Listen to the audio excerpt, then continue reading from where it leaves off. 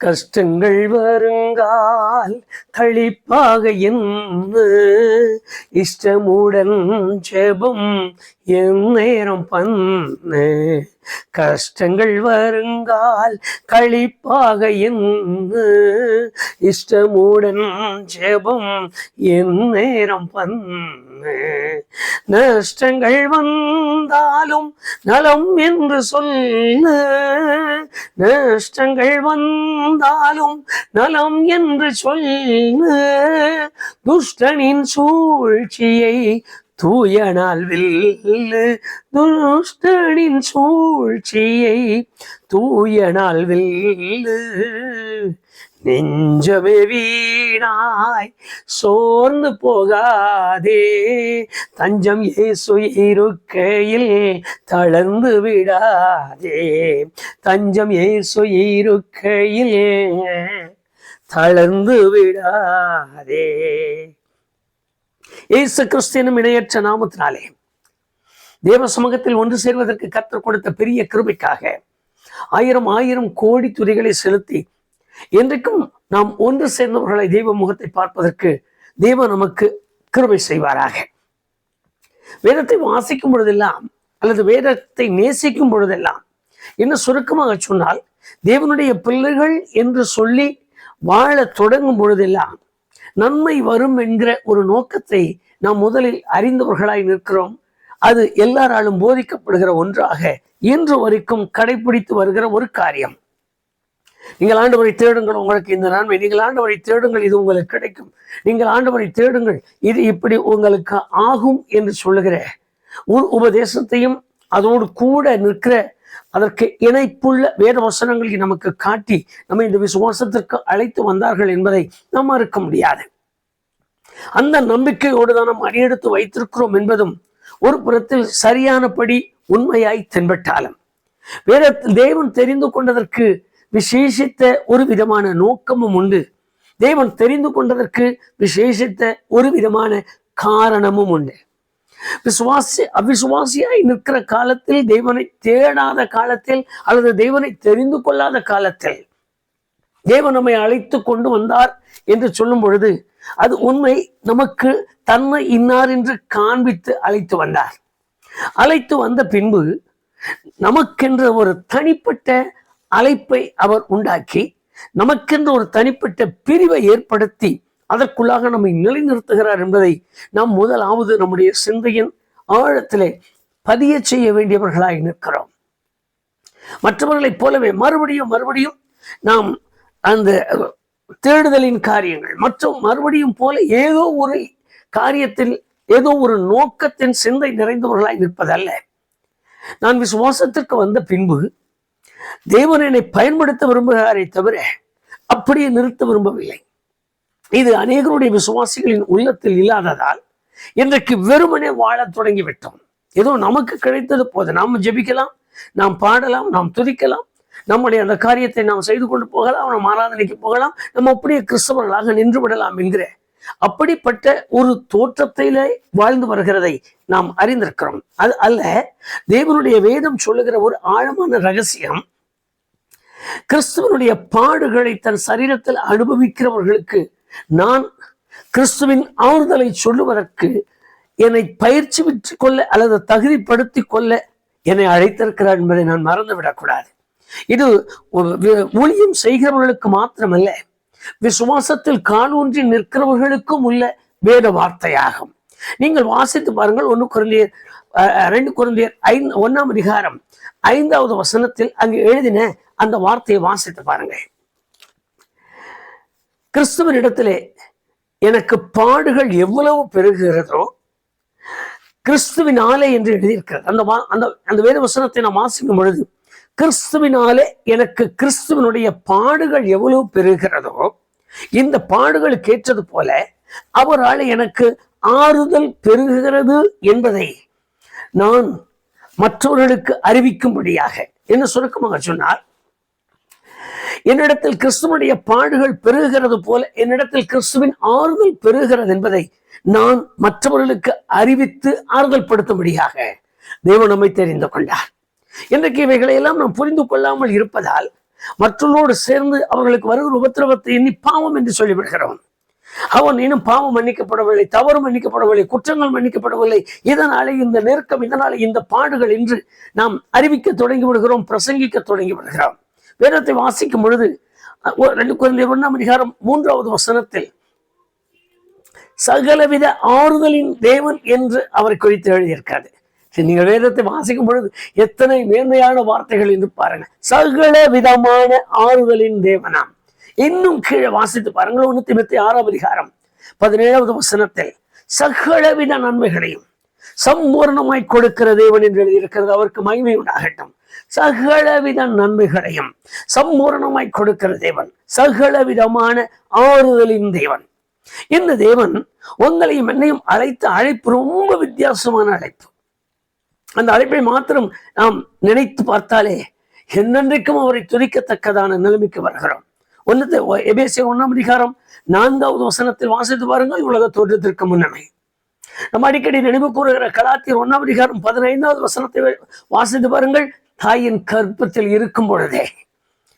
உபாகமம் 32:10 வசனத்தை வாசித்து பாருங்கள். பாழான நிலத்தில் உளையான சேற்றில் இருந்து அவ்வாந்திர வெளியிலிருந்து அழைத்து வந்தார் என்று நீங்கள் வாசித்து பாருங்கள். மறுபடியும் அந்த வேத வசனங்களை நம்முடைய நினைவிற்கு கொண்டு வாருங்கள். ஒரு விசுவாசியா இருக்கிற கர்த்தருடைய பிள்ளை இவைகளை திரும்ப திரும்ப அவருடைய அழைப்பை எண்ணி, நானே இந்த வாக்குத்தத்தத்துக்கு, நானே இந்த அழைப்புக்கு சுதந்திரவாளி என்று சொல்லுகிறேன் ஒரு ஆழமான உணர்வுக்கு சிந்தைக்கு வராவிட்டால் தேவனுடைய பிரசன்னத்தை நான் முழுமையாய் அனுபவிக்க முடியாது என்பதை நாம் முதலாவது மறந்து விடக்கூடாது. ஏசாயா 41:9 வாசித்து பாருங்கள். பூமியின் கடையாந்தரத்திலிருந்து உன்னை அழைத்து வந்தேன் என்று எழுதியிருக்கிறார். எதற்காக இவ்வளவு பெரிய அழைப்பு? எதற்காக இவ்வளவு பெரிய நோக்கம்? எதற்காக இவ்வளவு பெரிய சிந்தை? யார் மேல்? விசுவாசித்திருக்கிற உங்கள் மேலும் என் மேலும். கடந்த வருஷம் என்ன செய்தோம்? ஓடினோம், ஒரு பாட்டு பாடினோம், ஜெபித்தோம், அப்படியே காலத்தை கடத்தினோம். இந்த வருஷம் என்ன செய்தோம்? அதற்கு முந்தின வருஷம் என்ன செய்தோம்? ஓடினோம், பாட்டு பாடினோம், ஆராதனைக்கு போனோம், எனக்கு கொடுக்க வேண்டியதை கொடுத்தோம், அவர் சொல்றதை கேட்டோம், வந்துட்டோம். இதுவரைக்கும் இத்தனை வருஷமாய் நான் இந்த பாகத்தை செய்து கொண்டே இருக்கிறேன். இத்தனை வருஷமாய் நான் மாத்திரம் இப்படி ஆண்டவரை சேவித்துக் கொண்டிருக்கிறேன். எதற்காக? அந்த கேள்வி கேட்பதில்லை. என்னிடத்தில் தேவன் எதிர்பார்த்து கொண்டிருக்கிறார், நான் அதை உணர்வதில்லை. என்னிடத்தில் என்ன எதிர்பார்த்து என்னை அவர் அழைத்திருக்கிறார், எனக்கு இன்னும் அது தெரிவதில்லை. நான் எதற்காக அழைக்கப்பட்டிருக்கிறேன், அது எனக்கு தெரியவில்லை. எனக்கு பரலோகம் கொடுப்பதற்காக. அதை மாத்திரம் விசுவாசிகள் திட்டமாய் அறிந்திருக்கிறார்கள். எனக்கு பரலோகம் கொடுப்பதற்காக அவர் என்னை தெரிந்து கொண்டார். எனக்கு ஒரு ஸ்தலத்தை ஆயத்தம் பண்ணியிருக்கிறார். நான் அந்த இடத்தில் போய் தங்குவதற்கு என்னை தெரிந்து கொண்டார். இந்த ஒரு தன்மை, இந்த ஒரு சூழ்நிலையில் ஒரு கர்த்தருடைய மனுஷன் தன்னை நிறுத்தி இருப்பதால் தேவனுடைய மகத்தான திட்டத்துக்கு, தேவனுடைய மகத்தான தீர்மானத்திற்கு, தேவன் அழைத்த அழைப்பின் நோக்கத்துக்கும் சிந்திக்கும் செயல்பட முடியாதவராய் நிற்கிறோம். இதற்காக அழைத்தது உண்மை. என்னை தமது மனவாட்டியாய் இருக்க வேண்டும் என்று அழைத்தது உண்மை. என்னை அவருடைய சிங்காசனத்தில் உட்கார வைத்து, அவர் வலது வருஷத்தில் வைத்து, அவர் மடியிலே வைத்து, நாம் என்னென்றாலும் அவருடைய சாயலாய் என்னை மாற்றி அவரை போல என்னை உருவாக்கி வைத்து உண்மை. ஆனால் இன்றைக்கு எந்த எதிர்பார்ப்போடு என்னை அழைத்திருக்கிறார், எந்த எதிர்பார்ப்போடு என்னை கூப்பிட்டிருக்கிறார்? நீங்கள் அப்போஸ்தலனாகிய பவுல் சொல்லுவார், நேர்த்தியான அந்த வேத வசனம். அவர் சொல்லும் பொழுது அவர் நேர்த்தியா என்ற வசனத்தை சொல்லுகிறார். கிறிஸ்துவினுடைய பாடுகள் எங்களிடத்தில் பெருகிறது போல, கிறிஸ்துவின் பாடுகளுக்கு ஏற்றது போல மற்றவர்களுக்கு நாங்கள் ஆறுதல் சொல்லும்படியாக பாடுகளுக்கு எங்களை அவர் உட்படுத்தி இருக்கிறார். நான் மற்றவனுக்கு ஆறுதல் படுத்தும்படி, மற்றவர்களை தேற்றும்படி, மற்றவர்களுக்கு இந்த மகத்துவம் உள்ள கிருபைகளை அறிவிப்பதற்காக பாடுகளின் நடுவிலே, சிக்கலின் நடுவிலே, கிறிஸ்துவனுடைய பாடுகளின் நடுவிலே என்று எழுதியிருக்கிறது. உலகத்தில் உண்டாய் இருக்கிறவைகள் என்று அதற்கு பின்பு நாம் கவனிக்கலாம். ஆனால் இங்கு எழுதின வார்த்தை கிறிஸ்துவனுடைய பாடுகள் எங்களிடத்தில் பெருகிறது போல கிறிஸ்துவனுடைய ஆறுதலும் எங்களிடத்தில் பெருகிறது என்பதை மற்றவர்களுக்கு நாங்கள் காண்பிக்கும்படியாக இந்த பாடுகளை நாங்கள் சுமக்கிறோம். அதை நாங்கள் முதலாவது எங்கள் பயிற்சிக்கு கொண்டு வந்து, எங்களைப் போல இந்த நெருக்கத்தில், எங்களைப் போல இந்த கஷ்டத்தில், எங்களைப் போல இந்த பாடுகளில், எங்களைப் போல இந்த உபத்திரவத்தில், எங்களைப் போல இந்த துக்கத்திலும் துன்பத்திலும் இருக்கிறவர்களை நாங்கள் ஆறுதல் படுத்தும்படியாக ஒரு பயிற்சி எங்களுக்கு இப்பொழுது கொடுக்கப்படுகிறது என்று சொல்லுகிறார். அப்படியே ஒரு நிமிஷம் நம்முடைய உள்ளத்தின் ஆழத்திலே நம்மை குறித்து ஒரு சிந்தனைக்கு வாருங்கள். நான் எத்தனையோ ஆண்டுகளாய் கிறிஸ்தவர்களாய் இருக்கிறோம், எத்தனையோ ஆண்டுகளாய் தேவனுடைய பிள்ளைகளாய் இருக்கிறோம். இதுவரைக்கும் நம்முடைய புலம்பலை நம்மை விட்டு தீரவில்லையே தவிர இன்னொரு புலம்பலை கேட்பதற்கு நமக்கு முடிவதில்லை. நம்மை ஆறுதல் படுத்தவே இன்னொரு ஊழியர் வேண்டும், நம்மை ஆறுதல் படுத்தவே இன்னொரு போதகர் வேண்டும், நம்மை ஆறுதல் படுத்தவே இன்னொரு வரம் பெற்ற ஊழியர் தேவை. அங்கிருந்து போய் சொல்லுவோமா, அந்த வார்த்தைகள் என்னை அப்படி ஆறுதல் படுத்தினது, அந்த வார்த்தைகள் என்னை அவ்வளவாய் தேற்றினது. நான் சொல்ல போகிறேன், ரட்சிக்கப்பட்ட எனக்கு, அபிஷேகம் பெற்ற எனக்கு, ஞானசானம் பெற்ற எனக்கு, ஆராதிக்கிற எனக்கு, தேவனோடு சேர்ந்து வாழ வேண்டும் என்று விரும்புகிற எனக்கு, கிறிஸ்தவன் என்ற பெயர் பெற்ற எனக்கு இன்னும் இன்னும் ஆறுதல் வார்த்தை, ஆறுதல் வார்த்தை, ஆறுதல் வார்த்தை, இன்னும் என்னை தேற்றுவதற்கு, இன்னும் எனக்காக ஜெபிக்கிறதற்கு நான் ஒருவரை எதிர்பார்த்து கொண்டிருப்பேன். ஆனால் என்னை எதிர்பார்த்து நான் மற்றவனுக்கு ஆறுதல் படுத்த வேண்டும் என்று எதிர்பார்த்து கொண்டிருக்கிற என் ஆண்டவருக்கு நான் செய்கிற காரியம் என்ன? நான் செய்கிற காரியத்தினுடைய முடிவு என்ன? நான் நினைக்கிறதில்லை. கிறிஸ்துவனுடைய பாடுகள் பெருகுகிறது என்று எழுதியிருக்கிற அந்த வேத வசனத்திற்கு உங்கள் கவனத்தை செலுத்துங்கள். இப்ப கிறிஸ்துவனுடைய பாடுகள் என்ன, அவைகளையும் நம்முடைய இந்த வேத வசனத்தில் நாம் ஒரு முறை வாசிக்கலாம். 53வது அதிகாரம் எஸ்ஏ தீர்க்க தரிசன புஸ்தகம் 3வது வசனத்தில் வாசித்து பாருங்கள். அசட்டை பண்ணப்பட்டார், புறக்கணிக்கப்பட்டார், துக்கம் நிறைந்தவராயிருந்தார். இந்த 3 வார்த்தைகளுக்குள்ளாக கிறிஸ்துவின் முழு பாடுகளும் அதற்குள் அடங்கி இருக்கிறது. அசட்டை பண்ணப்பட்டார், புறக்கணிக்கப்பட்டார், துக்க நிறைந்தவரானார். ஒரு மனுஷனும் அவரை ஏற்றுக்கொண்டு, எந்த அதிகாரியும் போய் அவரை ஏற்றுக்கொண்டு என் வீட்டுக்கு வாருங்கள் என்று கூப்பிடுகிறதற்கு இல்லை. காரணம், மற்றவர்களை புறக்கணிக்கப்படுவோம் என்கிற பயம். கிறிஸ்துவின் காலங்களை எண்ணி பாருங்கள், கிறிஸ்துவின் உபதேச காலங்களை எண்ணி பாருங்கள். அங்கு நடந்த சம்பவம் என்ன? யாரும் அவரை போய் தன் வீட்டிற்கு அழைத்து வருவதற்கு முடிவதில்லை, யாரும் அவரோடு சேர்ந்து ஒட்டி போகிறதற்கு முடியவில்லை. ஒன்று புறக்கணிக்கப்படுவோம் என்கிற பயம், மற்றொன்று நாம் இந்த நியாயப்பிரமாண சட்டத்தின் கீழாக நமக்கு எந்த விதமான நன்மைகளும் இல்லாமல் போனால் என்ன செய்வது என்கிற பயம். இவைகள் எல்லாம் அன்றைக்கு இருந்ததால் அவருக்கு இருந்த பாடுகள் அசட்டை, அவருக்கு இருந்த பாடுகள் புறக்கணிக்கப்பட்டார். நீ எனக்கு வேண்டாம், நீ கிறிஸ்தவனாய் மாறிவிட்டாய், வேண்டாம், நீ கிறிஸ்து எனக்கு வேண்டாம், நீ தேவனுடைய குமாரன் எனக்கு வேண்டாம். அதே அனுபவங்களை நம்முடைய வாழ்க்கையின் ஒவ்வொரு நிலையாய் கொண்டு வாருங்கள். அவருக்கு இருந்த வேதம் என்ன, காரியம் என்ன? துக்கம் நிறைந்தவராயிருந்தார். ஒவ்வொரு நாளும் ஒவ்வொரு பாடுகளும். நன்றாய் பாருங்கள், அருமையாய் பிரசங்கித்தார். அநேகருக்கு ஞானஸ்நானம் கொடுக்கும்படியாய் தம்முடைய சேஷங்களை ஏற்படுத்தினார், சுகம் கொடுத்தார். இன்றைக்கு ஒரு சுகத்தை ஒரு மனிதன் பெற்றுக்கொண்டான் என்று ஒரு ஊழியருக்கு தெரிந்து விட்டாலே எத்தனை விதமான பாட்டம், எத்தனை விதமான ஆர்ப்பாட்டம், எத்தனை விதமான சூழ்நிலைகளை அவர்கள் பெரிதாக்கி அதை காட்டி இதை காட்டி எல்லாம் செய்கிறார்கள். எனக்கு தெரிந்த எத்தனை ஊழியர்கள் அபிஷேகம் பெறுகிறார்கள், அபிஷேகத்துக்குள் ஆகிறார்கள் என்று சொல்லும் பொழுதே சட்டையை கழட்டி கையில வச்சுக்கிட்டே இருக்கிற ஊழியர்கள் எல்லாம் உண்டு. தன்னுடைய கோட்டை கழட்டி கையில வச்சுக்கிட்டே சுத்திட்டு இருக்காரு. சுழட்டி அதை வீசும் பொழுது எல்லாரும் விழுகிறார்கள். இந்த அனுபவத்தை மாத்திரமே தங்களுக்கு ஒரு பெரிய உயர்வாய் எண்ணிக்கொண்டிருக்கிற எத்தனையோ பேர் உண்டு. ஆனால் அனுபவத்தில் அவருக்கு நடந்தது என்ன? குருடனுடைய தாய் தகப்பன் கூட ஆம் என் மகன் தான் என்று சொல்வதற்கு அன்றைக்கு பயந்து நடுங்கினார்கள். எருசலேம் பட்டணத்திற்கு போவார், பட்டணத்தை பார்த்து கண்ணீர் விட்டு அழுகிறார். கல்லறையின் இடத்திலே போகிறார், கல்லறை பார்த்து கண்ணீர் விட்டு அழுகிறார். அத்திமரத்தை பார்க்கிறார், கனி இல்லையா, ஏக்கத்தோடு கேட்கிறார். ஒவ்வொரு நிலையிலும் எல்லா நேரங்களும் துக்கம் நிறைந்தவராகவே அவருடைய பாடு காணப்பட்டது, அவருடைய நிலை காணப்பட்டது. வேதத்தில் எழுதியிருக்கிற வார்த்தையும் கொஞ்சம் கவனித்து பாருங்கள்.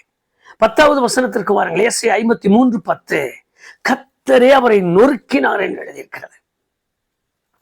இந்த காரியங்கள் எல்லாம் இன்றைக்கு ஒரு விசுவாசியின் வாழ்க்கையில் இவைகளில் ஒன்று நேர்ந்தாலே போதும். நேர்ந்து கொண்டிருக்கிற அல்லது அனுபவித்துக் கொண்டிருக்கிற ஒரு சூழ்நிலை இருந்தாலே போதும், ரொம்ப அதிகம் வேண்டாம். 4 முறை 5 முறை ஆஸ்பத்திரிக்கு நடக்கிற ஒரு விசுவாசியை பார்த்தாலே போதும் எத்தனை முறை வாயச்சப்புகிறார் என்று பாருங்கள். எத்தனை முறை என்னதான் அந்த வார்த்தை அவர்கள் சொல்லும் பொழுது எவ்வளவு ருசியாய் சொல்லுகிறார்கள். என்னதான் இது, எல்லாருக்கும் வர்றதுதான், எல்லாரும் மேலும் விழுகிறதான். ஆண்டவனே வருதான், அப்புறம் என்ன செய்யலாம்? வரது வந்துதானே ஆகும். இப்படி எல்லாம் பல வார்த்தைகளை சொல்லுகிறோம். ஆனால் அவர் பாடுகள் நிறைந்தவராயிருந்தார். கர்த்தர் அவரை நொறுக்கினார். நொறுக்கப்படுகிற நிலையில் இருந்தார். பிரசங்கிக்கிற பாதி காலங்கள் ஆகும் பொழுதே அவர் மற்றவர்களுக்கு சொல்லுகிறார், என் ஆத்மா மரணத்துக்கு இதுவான துக்கம் கொண்டிருக்கிறது. துக்கத்தோடு கூடவே நடக்க தொடங்கினார். எத்தனை அற்புதங்கள் நடக்கிறேன், இத்தனை அதிசயங்களை செய்து கொண்டிருக்கிறேன், என் ஜனங்கள் இன்னும் இந்த காரியங்களுக்கு மாறவில்லை என்று எங்கும் பொழுதெல்லாம் கண்ணீர் வடித்தார், துக்கப்பட்டார். நீங்கள் ஏன் அப்போஸ்தலனாகிய பவுலை அவர் அழைக்கும் பொழுது அந்த அழைப்பின் வார்த்தைகளை கவனியுங்கள்.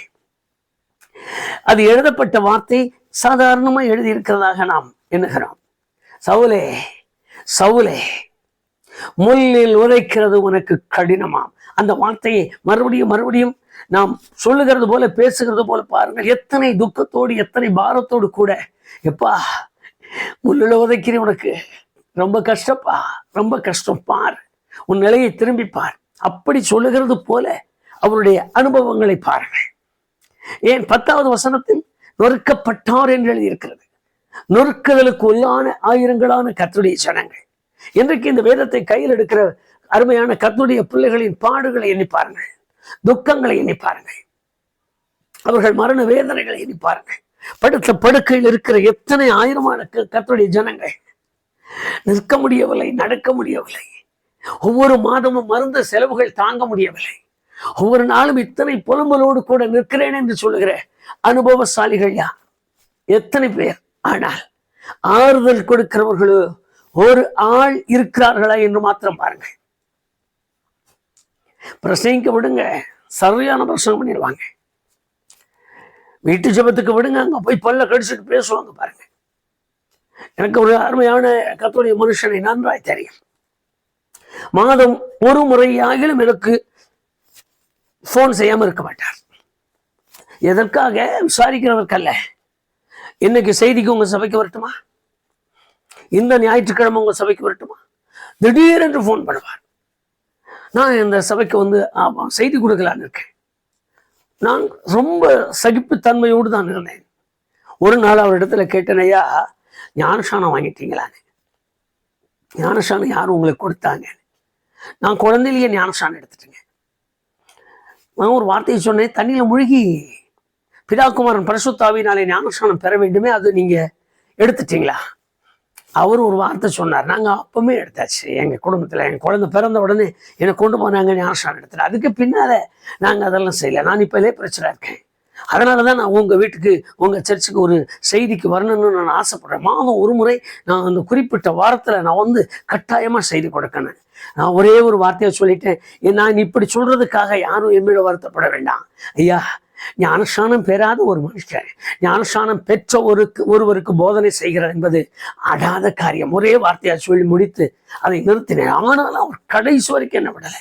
நான் இன்னைக்கு வந்து ஒரு செய்தியாவது நான் தரேன், ஒரு செய்தியாவது தருகிறேன். அருமையான கர்த்தருடைய பிள்ளையே, வேதத்தில் எழுதியிருக்கிற வார்த்தையை கவனியுங்கள். நொறுக்கப்படுகிற, துக்கப்படுகிற, பாடுபடுகிற, பாரத்தோடு வாழ்ந்து கொண்டிருக்கிற ஆயிரங்களான தேவனுடைய ஜனங்கள் உண்டு.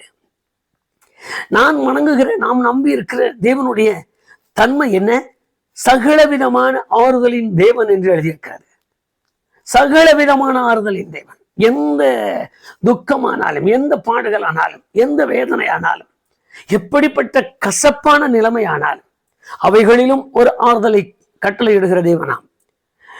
புறப்பட்டு தேசத்தை விட்டு வரும்பொழுதே சொல்லுகிறார் அந்த தாய், கர்த்தர் என்னை கிளேசப்படுத்தி இருக்கிறார், நான் கசந்து போனவளாய் இருக்கிறேன். என் பேரே மாறாள்னு சொல்லுங்க, நகோமின்னு சொல்ல வேண்டாம். கசந்தவளாய் வெளியே வந்தாள், மனகிளேசம் உள்ளவளாய் வெளியே வந்தாள். அண்ணாலை பாருங்கள், மனகிளேசம் உள்ளவளாய் தேவ சமூகத்திற்கு ஓடினாள். ஒவ்வொரு பகுதியாய் தேவனுடைய ஜனங்கள் ஒவ்வொருவராய் உங்கள் மனதின் ஆழத்திற்குள் கொண்டு வாருங்கள். இங்கு நடந்தவைகள் எல்லாம் என்ன?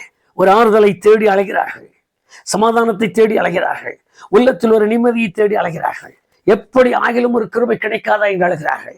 ஆனால் இன்றைக்கு வேதம் தேவன் அழைத்த, கர்த்தருடைய அழைப்பை பெற்றிருக்கிற தேவனுடைய ஜனங்களை குறித்து தேவன் வைத்திருக்கிற ஆழ்ந்த நோக்கம் என்ன? கிறிஸ்துவினுடைய பாடுகள் எங்கெங்கெல்லாம் காணப்படுகிறதோ அங்கெல்லாம் கிறிஸ்துவினாலே ஆறுதல் பெறுகிறது என்பதை அறிவிப்பதற்காக. எனக்கே அந்த அனுபவம் இல்லையே. நானே இன்னும் கிறிஸ்தவன் என்று சொல்லி இன்னும் அதே கசந்த நிலையில் வாழ்கிறேன். நானே இன்னும் அந்த கசப்புள்ள வாழ்க்கை வாழ்ந்து கொண்டிருப்பேன். ஆனால் நான் இன்னொருவருக்கு எப்படி என்னுடைய ஆறுதலை சொல்ல முடியும்? அருமையான தெய்வ ஜனமே, கர்த்தரை நம்பி இருக்கிற கர்த்தருடைய ஊழியர்கள், கர்த்தருடைய வேதத்தை கையில் எடுக்கிற கர்த்தருடைய பிள்ளைகள், கர்த்தருக்கு முன்பாக தங்களை அர்ப்பணித்து கொடுத்து பரிசுத்தத்தை காத்து கொண்டு வாழ்கிற கர்த்தருடைய பிள்ளையே, கிறிஸ்துவின் பாடுகள் உங்கள் வாழ்க்கையில் நிச்சயம் பெருகிய தீரும். பெருகிற இந்த பாடுகளின் நடுவிலே ஒரு ஆறுதல் செய்ய வல்லமையுள்ளவர் இருக்கிறார் என்றும், பாடுகளுக்கு ஏற்றது போல ஆறுதல் உண்டாக்குகிறவர் இருக்கிறார் என்றும் நான் எனக்கு அடுத்த என் சகோதரனுக்கு சொல்வதற்கு நான் பழக வேண்டாம். பாடுகள் வேண்டாம் என்று நாம் ஜெபிக்க கூடாது. பாடுகள் தேவை. ஆனால் பாடுகளினோட நான் உம்மை விட்டு விலகாதிருக்கிற இருதயத்தையும் விளக்கத்தார். உபத்திரவம் வேண்டாம் என்று நான் ஜெபிக்க கூடாது. உபத்திரவம் தேவை. உபத்திரவத்தோடு கூட தப்பித்துக் கொள்ளும்படியான போக்கையும் எனக்கு உண்டு பண்ணித்தார். நான் அவரை சொல்லி வைத்திருக்கிறார். சோதனையோடு கூட தப்பித்துக் கொள்ளும்படியான போக்கையும் அவர் உனக்கு உண்டாக்குவார். அப்படிப்பட்ட கிருபைகளும் அப்படிப்பட்ட பலனும் கர்த்தருடைய ஜனங்களை சூழ்ந்து கொண்டிருக்க, இன்றைக்கு கர்த்தருடைய ஜனங்களினுடைய தன்மை என்ன? இன்றைக்கு கர்த்தரோடு கூட இணைந்திருக்கிற தேவ ஜனங்களுக்கு, கர்த்தரோடு கூட சேர்ந்திருக்கிற கர்த்தருடைய பிள்ளைகளுக்கு, விசுவாசிகளுக்கு ஒரு புறத்தில் நான் சொல்லிக் கொள்கிற காரியம், அருமையான கர்த்தருடைய மனுஷனை தேவனுடைய அழைத்தது உண்மை. அழைத்திருப்பார். ஆனால் கிறிஸ்துவின் பாடுகள் ஒருவேளை உங்களிடத்தில் பெருகிறதா இருக்குமானால், ஒரே வரியில் அந்த பாடுகளை சொல்கிறேன். நரிகளுக்கு குழிகளும் ஆகாயத்து பறவைகளுக்கு கூடுகளும் உண்டு. என் பாடுகள், என் கஷ்டம் என்ன தெரியுமா? நான் தங்கி தெரிப்பதற்கு கூட இடமில்லை. ஆண்டவருக்கு மகிமை உண்டாகட்டும். பாடுகளோடும் நெருக்கத்தோடும் துக்கத்தோடும் இந்த பூமிக்கு வந்தவர். அவரை பின்பற்றுகிறவர்களுக்கு கூட ஒருவேளை அதே பாடுகள், அதே துக்கத்தை அவர் அனுப்பி கொண்டிருப்பார். ஆனால் நோயோடு சங்கடப்பட்டு கொண்டிருக்கிற கர்த்தருடைய பிள்ளையே, பலவீனத்தோடு சோர்ந்து உட்கார்ந்து இருக்கிற கர்த்தருடைய பிள்ளையே, சங்கடம் தாங்க முடியவில்லை, இந்த பலவீனம் தாங்க முடியவில்லை, இந்த வலி தாங்க முடியவில்லை, எனக்கு ஏன் இந்த அறுவை சிகிச்சை, எனக்கு ஏன் இந்த சங்கடமான சூழ்நிலை, எனக்கு ஏன் இந்த இவ்வளவு பெரிய பாடுகள் என்று பாடுகளையே எண்ணி எண்ணி சோர்ந்து பலவீனப்பட்டிருக்கிற என்னை கேட்டுக்கொண்டு இருக்கிற எனக்கு அருமையான கர்த்தருடைய விசுவாச பிள்ளையே, கர்த்தருடைய ஊழியரே, ஊழியர் குடும்பங்களே, சோர்ந்து போக வேண்டாம். கிறிஸ்துவின் பாடுகள் உங்களிடத்தில் பெருகிறது போல கிறிஸ்துவின் ஆறுதலும் பெருகும் என்கிற சத்தியத்தை இன்றைக்கு பகிரங்கமாய் உங்களோடு பகிர்ந்து கொள்கிறேன். காரணம், நீங்களும் நானும் நம்பி ஆராதிக்கிற தேவன் சகலவிதமான ஆறுதலின் தேவன். நீங்களும் நானும் நம்பி ஆராதிக்கிற தேவன் சகலவித நன்மைகளையும் சம்பூர்ணமாய் கொடுக்கிற தேவன். 1 தீமோத்தேயு 6ஆம் அதிகாரம் 17வது வசனத்தை மறுபடியும் நினைவிற்கு கொண்டு வாருங்கள். சகல விதமான நன்மையானவைகளையும் சம்பூர்ணமாய் கொடுக்கிற தேவன். அப்படியே யாக்கோபு 1ஆம் அதிகாரம் 17ஆம் வசனத்திற்கு வாருங்கள். ஏத்தியா எழுதினார், என் நன்மையான எந்த ஈவும் அவரிடத்திலிருந்து வருகிறதாம். அது அவரிடத்திலிருந்து வரும்பொழுது அவருடைய தகுதிக்கு ஏற்றது போல நம்மை சூழ்ந்து கொள்ள வரும். சகல விதமான ஆறுதலின் தேவன் உங்களையும் ஆறுதல் படுத்தும்படி, கிறிஸ்துவின் பாடுகள் பெருகிறது போல தேவன் உங்கள் ஆத்மாவையும் ஆவியையும் ஆறுதல் படுத்தி தமது நாமத்தின் மகிமைக்கென்று நிலைநிறுத்துவதற்காக ஒன்று சேர்ந்து அவருடைய முகத்தை பார்க்கலாமா? கண்களை மூடுவோம். வானத்துக்கும் பூமிக்கும் ஆண்டவரே, இந்த நாளில் நாங்கள் வேத வசனத்திலிருந்து ஒரு பாகத்தை நினைவிலே கொண்டோம். அப்போஸ்தலனாகிய பவுல் உம்மாலே தெரிந்து கொள்ளப்பட்டு இந்த ஊழியத்திற்கு வரும்பொழுது அவர் சொன்ன வார்த்தை இப்பொழுது நாங்கள் நினைக்கிறோம். கிறிஸ்துவனுடைய பாடுகள் எங்களிடத்தில் பெருகிறது, அவருடைய ஆறுதலும் எங்களுக்கு பெருகிறது. எதற்காக என்றால், எங்களைப் போல உபத்திரவப்படுகிற, நெருக்கப்படுகிற, போராட்டத்தில் இருக்கிற, துக்கத்தில் இருக்கிற, சங்கடத்தில் இருக்கிற, மனவேதனையில் இருக்கிற, நிம்மதியற்ற இருக்கிற, எல்லாவற்றையும் இழந்திருக்கிற, எல்லாராலும் பகைக்கப்பட்டிருக்கிற, எல்லாராலும் புறம்பாக்கப்பட்டிருக்கிற, எல்லாராலும் தள்ளப்பட்டிருக்கிற, கடும் பிரச்சனையில் நொந்து ஒழிந்து கொண்டிருக்கிற, நான் இனி என்ன செய்வேன் என்று அனாதையாய் விடப்பட்டிருக்கிற, தள்ளிவிடப்பட்டிருக்கிற ஒவ்வொருவருக்கும் ஆறுதல் தரும்படியாக எங்களுக்கு அவர் ஆறுதல் செய்கிறார் என்று சொன்ன அந்த வார்த்தையை நாங்கள் வாசித்தோம். இன்றைக்கு இந்த வேதத்தை கையில் எடுத்திருக்கிற விசுவாசிகளுக்காக ஜெபிக்கிறேன். வேதத்தை கையில் எடுத்திருக்கிற அருமையான கர்த்தருடைய ஊழியர்களுக்காக, ஆண்டவரே, வேதத்தை எப்படி ஆகிலும் போதிக்க வேண்டும் என்று விரும்புகிற எல்லா தேவ ஜனத்திற்காக ஜெபிக்கிறேன். கர்த்தாவே, உம்முடைய பிள்ளைகள் துக்கத்திலும் கிறிஸ்துவனுடைய பாடுகளோடு கூட கிறிஸ்துவை போலவே பாடுகளை அனுபவிக்கிற, துக்கத்தை அனுபவிக்கிற, துன்பத்தை அனுபவிக்கிற, வருத்தத்தை அனுபவிக்கிற, கிறிஸ்து எழுதி இருக்கிறது போல அசட்டை பண்ணப்பட்டு புறம்பாக்கப்பட்டிருக்கிற மக்களாய், எல்லாராலும் புறக்கணிக்கப்பட்டவர்களாய், ஒருவேளை கர்த்தரே நொறுக்க சித்தமாய் கர்த்தராலே நொறுக்கப்பட்டு கொண்டிருக்கிற அனுபவத்தோடு கூட இருக்கிற மக்களாய் இருந்தாலும் அவர்களை ஆறுதல் படுத்தத்தக்கதாக உம்முடைய பிள்ளைகளை பழக்குவியம். அவர்களை ஆறுதல் படுத்தப்பட்ட வார்த்தைகளால் உம்முடைய பிள்ளைகளை நிரப்பும். இதே போல மன உடைந்து யார் இருந்தாலும் கிறிஸ்துவனுடைய ஆறுதல் அவர்கள் உள்ளங்களை தேற்றட்டும். ஆண்டவரே, அந்த ஆறுதலினாலே உம்முடைய பிள்ளைகள் பலசாலிகளாய் நிற்கட்டும், தைரியம் உள்ளவர்களாய் நிற்கட்டும். இந்த பாடுகள் அதிசீக்கிரமாய் நீங்கும். இந்த லேசான உபத்திரவம் அதிக நித்திய கன மகிமை தரும் என்கிற நம்பிக்கை அவர்களுக்குள் உருவாகட்டும். புது பலத்தால் அவர்களை நிறையும். ஒவ்வொரு நாளும் அவர்கள் வாசிக்கிற வேத வசனம், ஒவ்வொரு நாளும் அவர்கள் தியானிக்கிற வேத வசனம், ஒவ்வொரு நாளும் அவர்கள் காதுகளில் கேட்கிற வேத வசனம் அவர்களோடு கூட இடைபடும்படியாக ஜெபிக்கிறேன். எப்படிப்பட்ட துக்கத்தில் இருந்தாலும், எப்படிப்பட்ட துன்பத்தில் இருந்தாலும், எப்படிப்பட்ட சூழ்நிலை தடுமாறுகிற நிலையில் இருந்தாலும், இனி யார் எனக்கு கைவிடப்பட்டிருக்கிறேன், இனி என்னை அணைப்பது சேர்ப்பது என்னோடு கூட நடப்பது யார் என்று அங்கலாய்க்கிற நிலை இருந்தாலும், இந்த நிமிஷத்தில் ஆண்டவரே அவர்களோடு கூட ஒரு ஆறுதல் அவர்களுக்கு உண்டாகும்படி செய்யும். தேவன் பரத்திலிருந்து ஆறுதலை கட்டளையிடுவீராக. பரலோகத்தின் தேவன் அவர்களை மறந்து போகாமல், நீர் அழைத்த அழைப்பு, நீர் தெரிந்து கொள்ளுதல் வேதத்தில் எழுதியிருக்கிறது போலவே அவாந்திர வெளியிலிருந்தும் உளையான சேற்றிலிருந்தும் கொண்டு வந்தவர். வேதத்தில் எழுதியிருக்கிற அந்த வார்த்தை போல எங்கோ தெரிந்த எங்களை பூமியின் கடையாந்திரத்திலிருந்து அழைத்து வந்தவர். தமது அன்பின் அழைப்பை நினைவு கூர்ந்து உம்முடைய பிள்ளைகளின் மேல் இறக்கமையும். அவர்கள் உம்மாலை ஆறுதல் பட, உம்மாலை தேற்றப்பட, உம்மாலை பலப்பட, உம்மாலை காலூன்றி நிற்க அவர்களை ஆறுதல் படுத்துவீராக. அவருடைய வழிகள், அவருடைய மரண வேதனைகள், அவருடைய துக்கங்கள் எல்லாம் மாறத்தக்கதாக ஆண்டவரை அடுத்து உம்மாலை அவர்களுக்கு ஆறுதல் உண்டாகட்டும். எப்படி எல்லாம் அவர்களோடு போராடுகிற பலவீனங்களோ அப்படியெல்லாம் அவர்களை மேற்கொள்ளுகிற உம்முடைய பலன் அவர்கள் சரீரத்தில் ஆட்கொள்ளும்படியாக ஜெபிக்கிறோம். ஆண்டவருடைய வல்லமை எப்பொழுதும் அவர்களை சூழ்ந்திருக்கட்டும். எல்லாவற்றிலும் கிருபை செய்கிற தேவன், எப்பொழுதும் எல்லாவற்றிலும் தம்முடைய பிள்ளைகளை ஆதரிக்கிற தேவன், எந்த சூழ்நிலையிலும் கைவிடாதிருக்கிற தேவன் என்று நாங்கள் அடிக்கடி சொல்லி பாடி துதிக்கிற இந்த அனுபவங்கள் உம்முடைய பிள்ளைகளின் வாழ்க்கையில் பெரிதானவைகளை செய்வதற்கு வாசலை திறக்கட்டும்.